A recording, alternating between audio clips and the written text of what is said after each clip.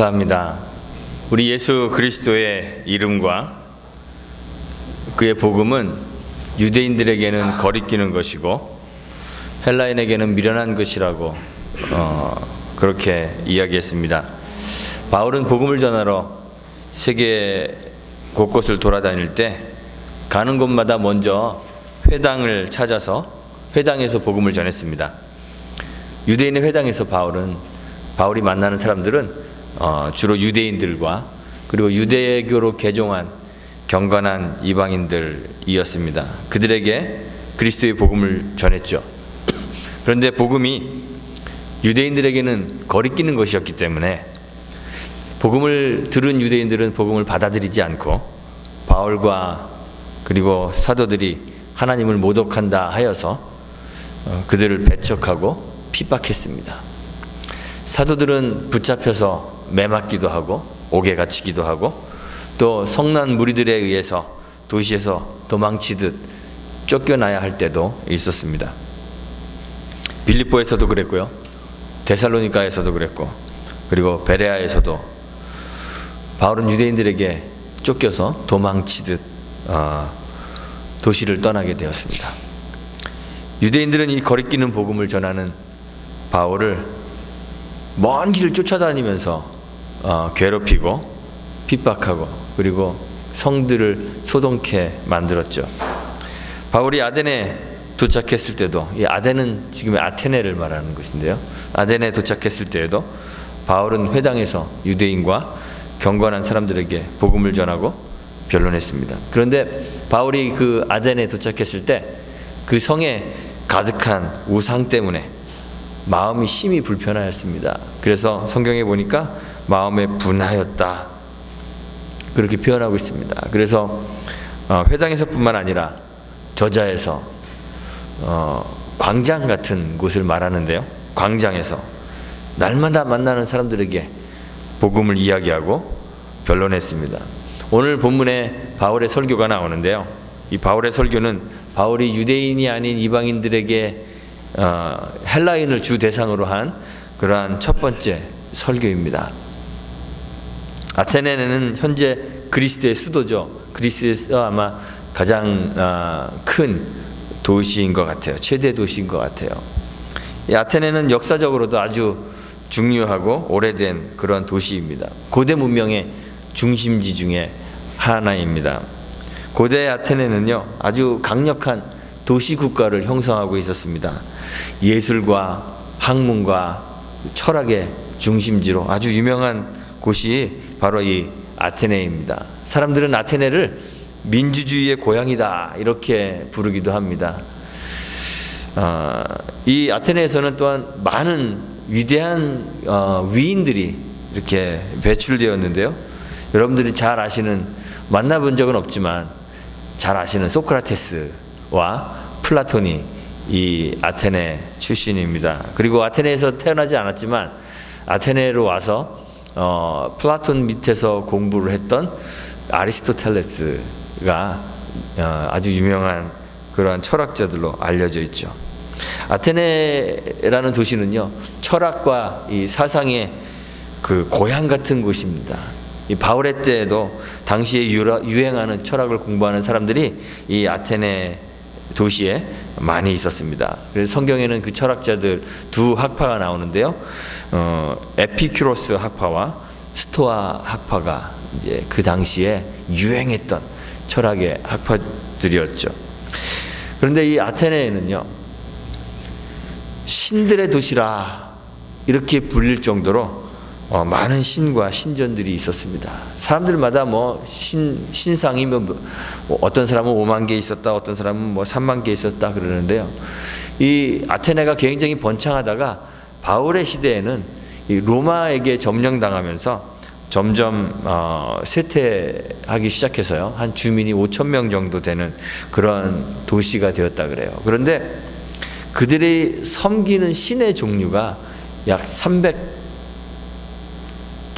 이상의 그런 신들을 섬기고 있었고요, 도시 곳곳에 신전뿐만 아니라 신상들을 세워놨는데 그 신상의 수가 어떤 사람은 5만이 넘었다고 하기도 하고요, 어떤 사람은 3만이 넘었다고도 하기도 합니다. 하여간 그 도시의 사람들보다 훨씬 많은 신상이 세워져 있었던 그런 우상의 도시입니다. 도시 전체에 우상이 가득했습니다. 이 아테네라는 그 도시의 이름 자체가요, 전쟁의 여신인 아테나를 기념하기 위해 붙여진 이름입니다. 바울이 에덴에 왔는데요, 도시에 우상이 넘쳐나는 것을 보고 분노합니다. 그런데 우상들 가운데에는요, 심지어는 어떤 우상도 있냐면 알지 못하는 신을 위한 제단도 있어요. 알지 못하는 신이다 써져 있는 제단이 있습니다. 왜 아덴 사람들은 그렇게 신과 신상이 많은데 알지도 못하는 신, 알려지지 않은 신을 위해 제단을 만들어 놓았을까요?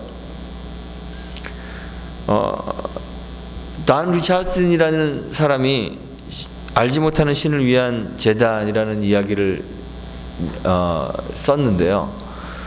이게 사실인지 아닌지는 모르지만 그 사람이 쓴 이야기를 보면 주전 6세기경, 예수님이 태어나시기 한 600년쯤 전에 이 아테네에 원인을 알 수 없는 전염병이 돌기 시작했다 그럽니다. 그래서 전염병이 뭐 지독하여서 도시 전체가 막 다 황폐해질 정도로 그렇게 전염병이 돌았습니다. 그런데 전염병의 원인이 무엇인지 알으려고 해도 알 수가 없고요. 또 그러니까 당연히 치료를 하려고 해도 치료할 수 있는 방법이 없습니다. 그래서 사람들이 생각했습니다. 아마 우리가 모시고 있는 이 신들 가운데 어떤 한 신이 좀 화가 났나 보다. 그래서 지금 우리를 이렇게 괴롭히나 보다. 이렇게 생각했습니다. 그래서 어떤 신이 화가 났나 찾아봐야 되잖아요. 300개가 넘는 신인데 뭐 찾으려니까 찾을 방법도 없어요. 어떤 신이 화가 났는지를 알 수 있는 방법도 없어요. 그래서 여러 가지 방법들을 사용해 봅니다. 뭐 제사도 지내보고 뭐 다 하는데 어떤 신인지 알 수가 없어요. 전염병이 그치질 않습니다. 또 생각해 보면 찾아낸다 해도 또 어떻게 신의 화를 풀어야 될지도 알지 못합니다. 사람들이 여러 가지 방법을 사용해 봤지만 어떤 신인지 특정해내는데 실패했어요. 그래서 도시 사람들이 우리 도시 밖에 외부에서 현자 지혜로운 사람을 하나 초청해서 자문을 구하자. 그래서 사이프러스, 성경에는 구브로라고 나와 있는 곳이죠. 구브로 출신의 에피메니데스라는 사람을 초빙했습니다. 그래서 에피메니데스가 이제 아덴에 와서 조사를 해보니까 이 어떤 신이 화가 나긴 났는데 그 신이 아테네가 모시고 있는 신은 아닌 것 같다. 이렇게 결론을 내렸습니다. 그래서 어떤 신인지 알지 못하지만 그 신이 화가 났으니까 이제 그 신을 마음을 좀 풀어줘야 되니까 그 방법을 어떻게 했냐면 최고급 양들을 골라서 며칠을 쩔쩔 굶겼습니다. 배가 고프니까 막 먹을 게 있으면 막 달려들어서 먹겠죠. 그래 이렇게 굶겨놓고 마르스 신의 언덕이라고 불리우는 이 아레오바고, 성경에 이제 아레오바고라고 나오는데요.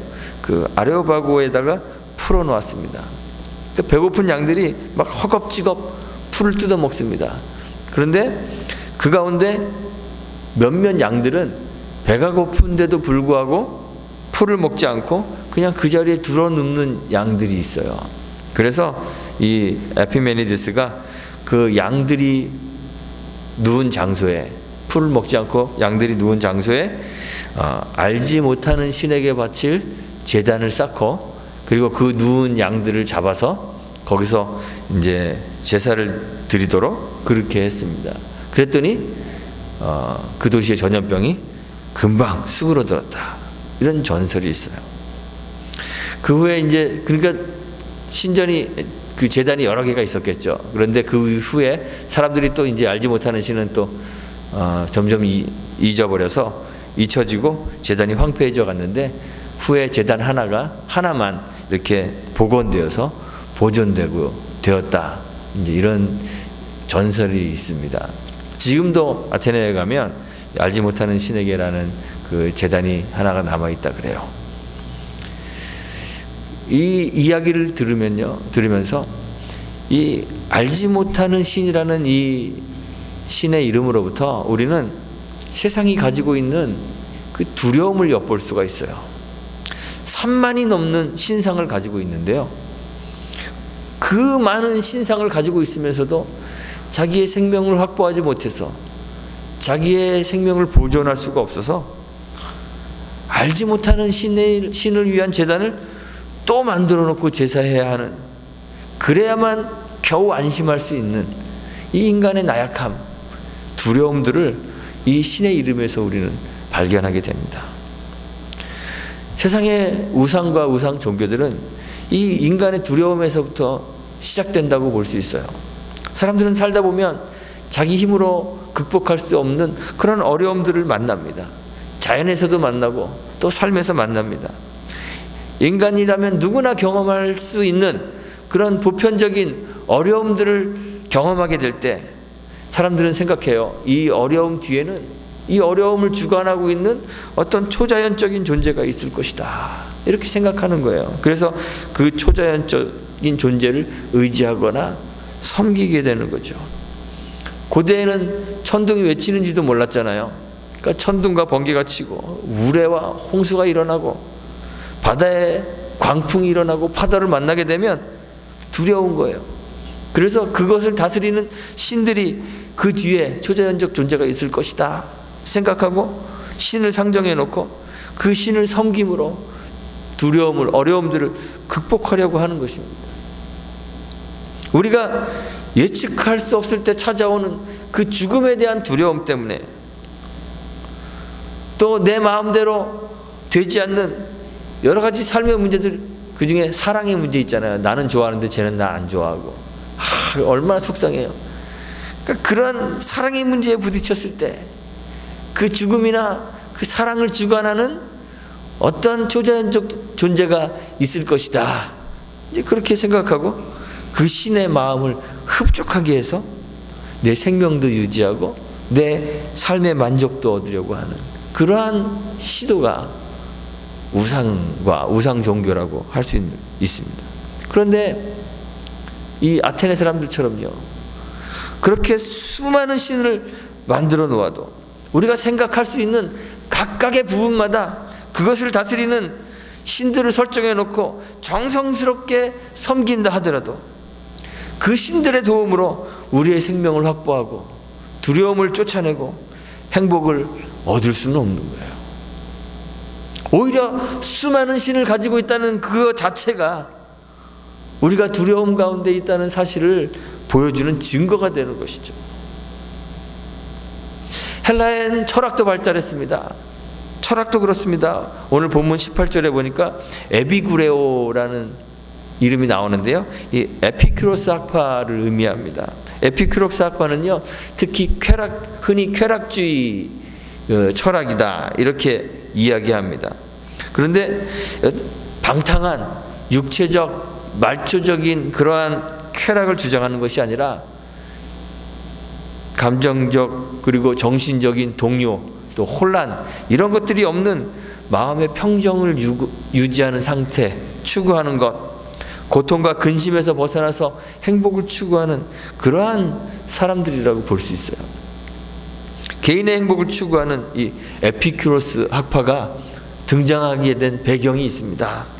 왜 등장했냐면 강력한 도시국가가 붕괴했습니다. 도시국가였을 때는요, 비교적으로 사람들이 개인이나 또 시민 전체적으로 볼 때 안정적이고 조화로운 그런 삶을 살고 있었어요.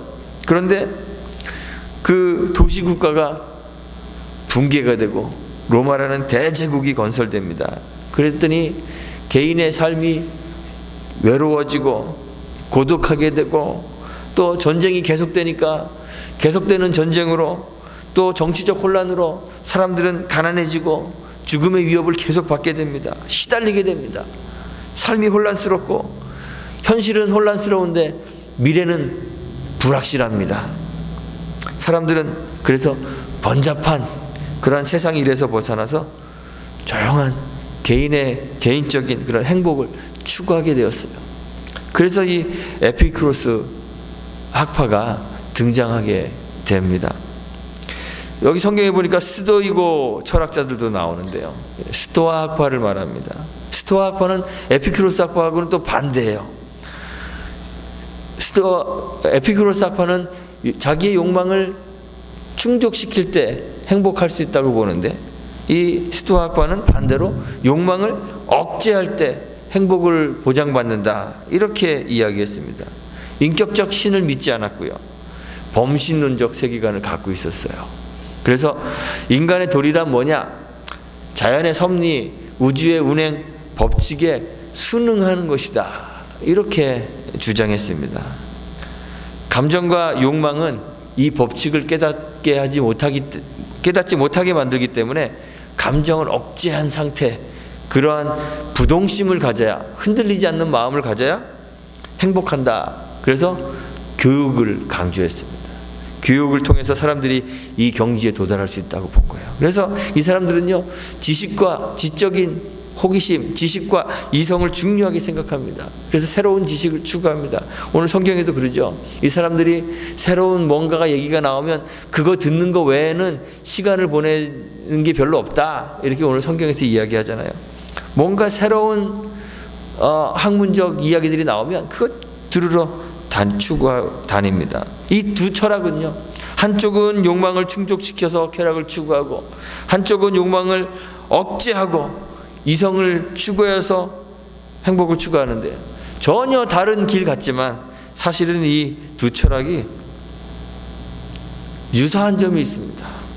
두 철학 모두가 혼란스럽고 불확실한 세상 속에서 행복한 삶을 누릴 수 있는 길을 찾아가는 거예요. 어떻게 하면 행복한 길을 찾을 수 있을까?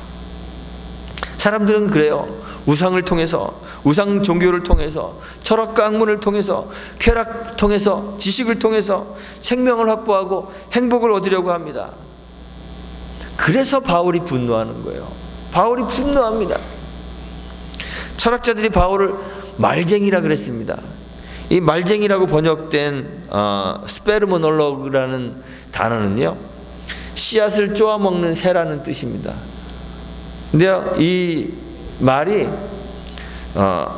씨앗을 줍는 사람, 이런 이제 의미도 가지는데, 은유적으로 사용되면, 비유적으로 사용되면 여기저기서 다른 사람들의 가르침을 주워 듣고 그 주워 들은 지식이 마치 자기 지식인 것처럼 체계화되고 일관되지 않은 이야기들을 막 떠들어대는 그런 사람들을 뜻하는 거예요. 말 잘하고 설득력 있게 잘 이야기해서 말쟁이라고 한 것이 아니라 바울과 바울이 전하는 복음을 폄하하는 거예요. 야, 어디서 주워 들은 그런 얄팍한 지식으로 그렇게 떠들어대는 저 씨앗을 쪼아먹는 새 같은, 씨앗을 주워 줍는 사람, 이런 이름을 붙인 거죠. 유대인들에게는 거리끼던 이 복음이 이제 헬라인에게 전해지는데, 헬라인에게는 미련한 것으로 여겨지고 있는 거예요. 그런데 그 도시에서 바울이, 철학과 우상의 도시에서 그들이 알지 못하는 신에 대해서 설교합니다. 수많은 신들로도, 그들이 추구하고 있는 쾌락으로도, 그들이 추구하고 있는 지식으로도 해결할 수 없는 생명의 문제에 관해서 지금 이야기하는 거예요. 그들이 알지 못하는 신은, 바울이 설교하기를, 사실은 우리가 더듬으면 찾아 발견할 수 있도록 우리에게 자신을 계시하시는 하나님이라고 이야기하고 있습니다. 만유를 지으시고 만민에게 생명과 호흡을 주시는 그분이 하나님이라고, 그 알지 못하는 신이라고 이야기합니다. 인류의 모든 족속을 한 혈통으로 만드시고 하나님의 창조에 대해서 이야기하는 거예요. 온 땅에 거하게 하시고 저희들의 연대를 정하시고 거주를 정하시고 하나님의 섭리를 이야기하는 거죠. 하나님의 창조와 하나님의 섭리를 이야기합니다. 창조하시고 섭리하시는 하나님이, 왜 하나님이 세상을 창조하시고 섭리하시느냐? 사람들이 더듬어 찾아 발견할 수 있게 하기 위해서 그렇게 하셨다는 거예요. 그 신은 알지 못하는 신이 아니라 더듬어 찾아 발견할 수 있도록 자기를 계시하시는 하나님이에요. 그런데 그 하나님이 우리에게 알지 못하는 신으로 남겨져 있어요. 왜 그럴까요? 하나님이 자신을 감추시기 때문이 아니라 우리의 죄악 때문입니다. 우리의 죄악이 하나님을 가려서 하나님을 알지 못하게 만드는 것이에요. 그래서 로마서에서 이야기하죠. 깨닫는 자도 없고 하나님 찾는 자도 없다고. 그렇게 돼버린 것입니다. 하나님을 알지 못하기 때문에 사람들은 로마서 1장 23절에 보니까 썩어지지 아니하는 하나님의 형상을 썩어질 사람과 금수와 버러지 형상의 우상으로 바꿔버렸다 그랬습니다. 행복을 얻기 위하여, 생명을 확보하기 위하여 자신의 욕망을 채우고 쾌락을 추구하거나 욕망을 억제하며 지식을 추구하는 철학을 의지하게 되는 거예요.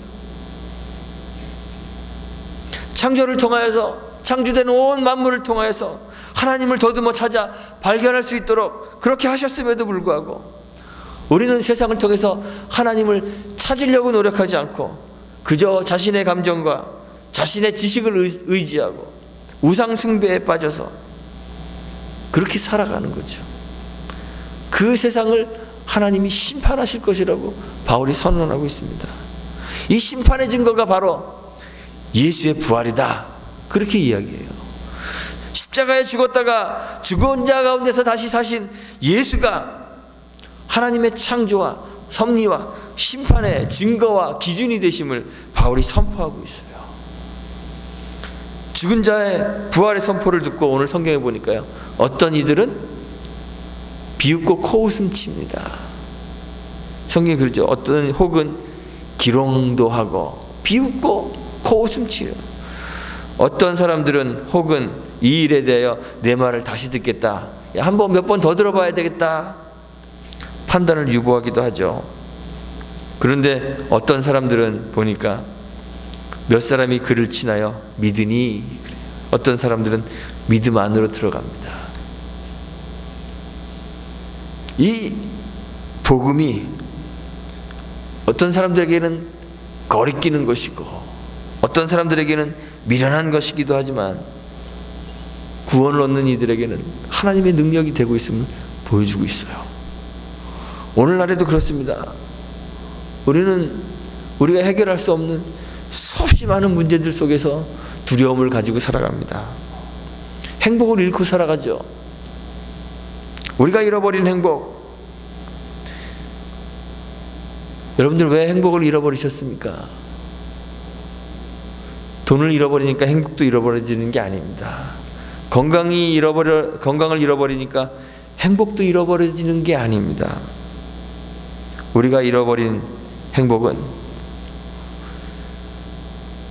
우리가 가진 삶에 대한 두려움은 하나님을 알지 못하기 때문에 생기는 것입니다. 수많은 우상을 만들어 놓고 섬겨도 행복을 얻기 위하여 쾌락을 추구하고 욕망을 추구하여도 충족하여도 감정을 절제하며 이성을 활용하여 세상의 모든 지식을 섭렵하여도 우리가 하나님을 알지 못하면 이 두려움에서 벗어나 참된 행복은 가질 수가 없는 것이에요. 두려움을 벗어난 참된 행복, 생명은 그렇게 얻어질 수 있는 것이 아닙니다. 그런데 두려움을 떨쳐버리고 참된 행복과 생명을 확보한 사람들이 있습니다. 시편 23편에 다윗이 노래하죠. 사망의 음침한 골짜기를 다녀도 나는 두렵지가 않습니다. 그 이유는 무엇입니까? 주의 지팡이와 막대기가 나와 함께 하시기 때문에. 우리가 더듬어 참을 찾을 수 있도록 자신을 우리에게 계시하셔서 알려주시는 그 하나님을 알고 그와 함께 하기 때문에 두려움을 이기고 생명과 행복을 얻습니다. 예수가 죽음을 이기고 부활하셔서 하나님을 알려주시고 그것을 증명해 주신 거예요. 증거해 주신 거예요. 예수가 알지 못하는 하나님을 밝히 알게 하셨어요. 그래서 예수님이 이후에는요, 이제 예수님을 통해서 하나님을 알 수 있게 되었기 때문에 그래도 하나님을 알지 못하는 자들에게 회개가 요구돼요. 오늘 읽었던 성경 보니까 30절에 알지 못하던 시대에는 하나님이 허물지 아니하셨거니와 이제는 어디든지 사람을 다 명하사 회개하라 하셨으니, 그래요. 회개를 명하셨습니다. 왜요? 하나님이 심판하실 것이기 때문입니다. 그 하나님이 심판하시는 하나님입니다. 그런데 예수를 통해서 하나님 아는 자들에게는 그 심판이 어떻게 나타나느냐 하면, 하나님께서 그 원수의 목전에서 내게 상을 베푸시고 내 머리에 기름을 바르시고 내 잔에 포도주로 채워주실 것입니다. 창조와 그 심판의 하나님을 알 때 삶의 두려움을 이기고 행복을 얻게 됩니다. 그 하나님에 대한 증거가 바로 십자가에 죽으셨다가 부활하신 예수 그리스도에게서 나타나셨습니다. 예수님을 통하지 않고는 하나님을 알 수가 없죠. 주님이 말씀하셨습니다. 그분이 길이고 진리고 생명이라고 하셨습니다. 그분 예수님을 말미암지 않고는 아버지께로 올 수 있는 자가 없다고 하셨습니다. 예수의 십자가를 아는 것, 세상이 미련하게 여기는 그 십자가의 삶, 자기 부인과 비하의 삶을 살아 십자가에서 죽었다가 부활하신 주를 통해 하나님 알게 되는 것, 그것이 생명을 얻는 유일한 길이라는 사실을 우리가 기억해야 합니다. 복음은 우리의 본성을 거스립니다. 우리의 욕망도 거스립니다. 우리의 이성도 거스립니다. 그러나 복음이 우리의 이성을 거스릴 때, 복음이 우리의 욕망을 거스릴 때, 복음이 우리의 본성을 거스릴 때, 그래서 복음이 미련하게 보일 때에도, 복음을 받아들이기 어려울 때에도 죽었다 부활하신 그 그리스도를 통해 하나님을 알게 되므로 참 행복과 생명을 경험하게 되는 여러분들이 되시기를 간절히 소망합니다. 거치는 돌이 되시는 예수의 이름이 저와 여러분들에게는 생명을 주시는 하나님의 능력과 지혜가 되기를 주님의 이름으로 축원드리고 부탁드리겠습니다. 함께 기도합니다.